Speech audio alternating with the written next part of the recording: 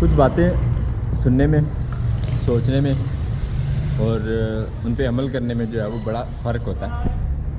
आज हम जिस एरिया में घूम रहे हैं, कश्मीर का ये एरिया, और लॉकडाउन चल रहा है जिसकी वजह से ट्रैफिक जो है वो पूरी तरह से डिस्टर्ब है। जो रूट्स की गाड़ियाँ थी वो बिल्कुल नहीं चल रही, और यानी एरिया वाइज लॉकडाउन, सभी अपने अपने एरिया में मुकीम है।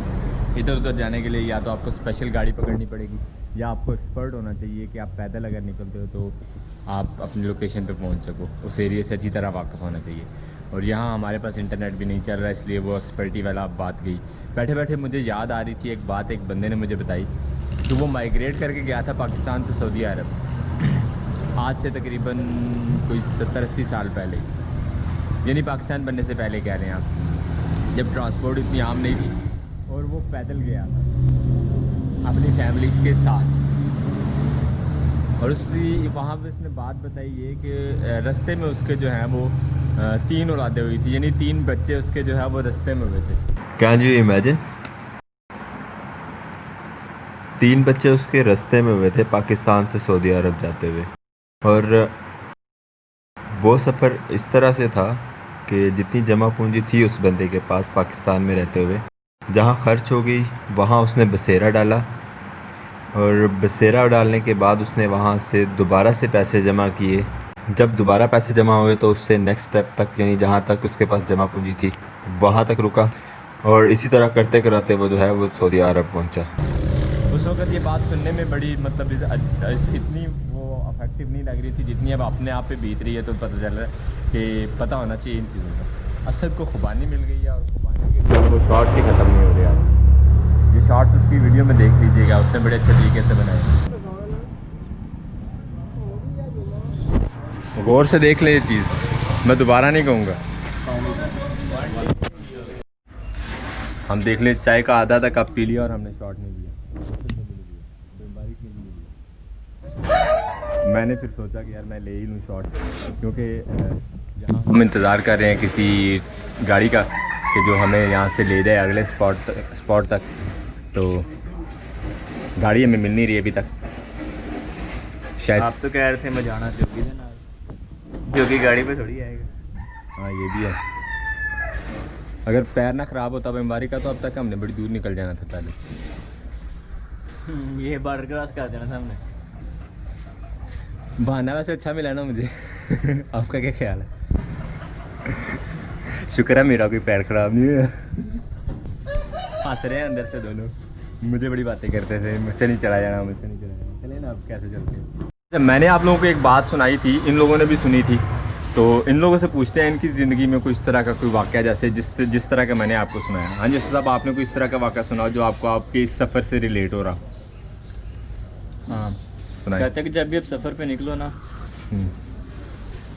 तो हमेशा दिल, गुर्दे, जिगरे सारा कुछ बड़ा रखो, क्योंकि सफ़र में मुश्किलात लाजमी आती हैं। वो किस टाइप की आती हैं वो एक अलग बात है। तो अपना हम सफ़र, अपने सफ़र का प्लान और दिल गुर्दा सब कुछ जो है ना, वो इतना बड़ा रखोगे जितनी मर्जी प्रॉब्लम हो आप घबराओ नहीं, क्योंकि जब आप घबराओगे रास्ते में तो लोग आपका यूज़ करेंगे। वाह, दिल गुर्दा बड़ा रखें। और इस तरह की परेशानियां जो है वो रास्ते में आती रहती हैं, इसमें कोई इशू नहीं है, लेकिन परेशानी को साथ लेके नहीं चलनी चाहिए। अब आपको रास्ते में छोड़ दें। हाँ जी, बनबाग तुम दसो, ऐ नहीं सही गल्लां करदा। नहीं फिर मेरे पैर में दर्द हो रही है, मैं तो परेशानी है थोड़े लिए, मैंने फिर चढ़ जाते। नहीं कोई और गल दसो, वो परेशानी की गल नहीं कर रहे, और परेशानी की गल कर रहे।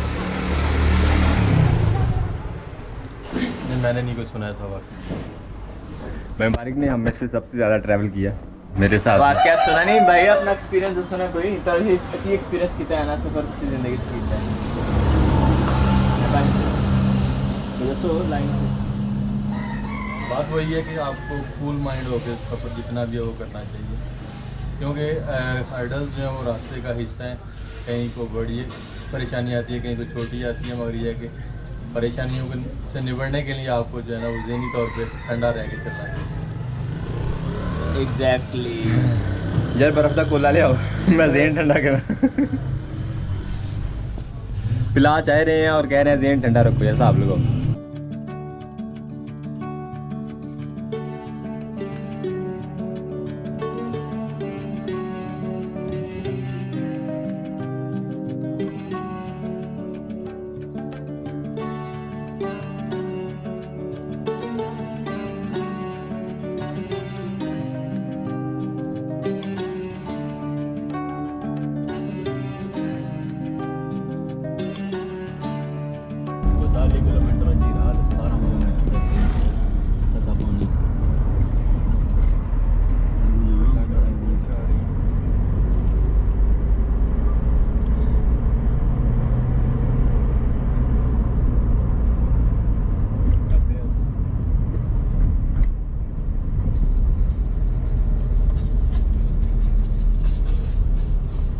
भाजी तत्ता पानी है रुड़ जाना।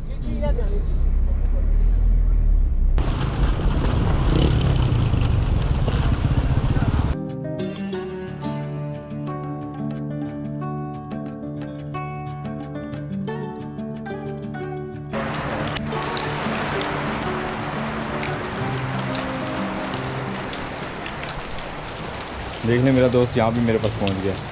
इसे कहते हैं सच्ची दोस्ती, सच्ची यारी सब पे वाली, ऐसे कहते हैं, यही था ना वो। तो यहाँ मुनीम साहब के कज़न का ये घर था जिसके पास हम रुके हुए हैं यहाँ।